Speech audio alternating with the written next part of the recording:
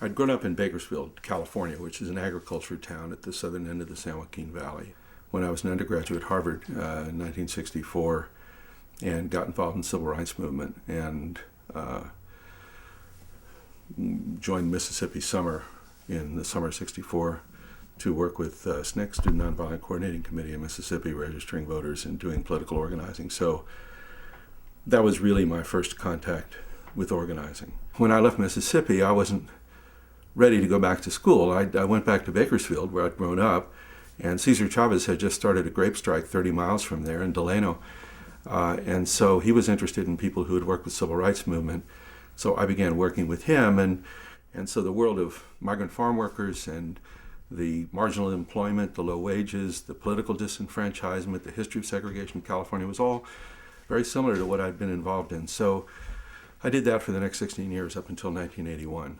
And that was my first political campaign too, was in the farm workers, was 1968. We did the Get Out the Vote for Bobby Kennedy in East LA. We took 200 farm workers to East Los Angeles, did the Get Out the Vote in the California primary. He was a strong supporter of our work, of the farm workers. He was really the first national figure to come to Delano and actually make an issue out of it. And it was an extension of his commitment to economic justice as well as racial justice and social justice. Kennedy combined the commitment to values and the pragmatism of how to enact those values that we need desperately in our public life, that I think Barack now represents. So when I first heard Barack at the Democratic Convention, I heard, oh, this guy gets it. He really gets it. Because to me, that's the lesson of these social movements. Unless you create a foundation in shared values, interests aren't enough to do it. Self-interest is not enough around which to mobilize social change. It doesn't work. Self-interest can keep things the way they are.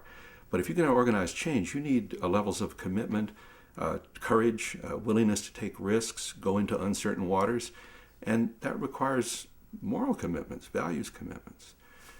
So there's a strong kind of affinity and connection, I think, between the two. And of course, I'm also struck by the fact that 1968 was just 40 years before 2008.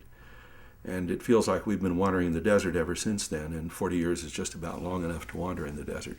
I think it's time to cross the river, and I'm certainly hoping that Brock can take us there.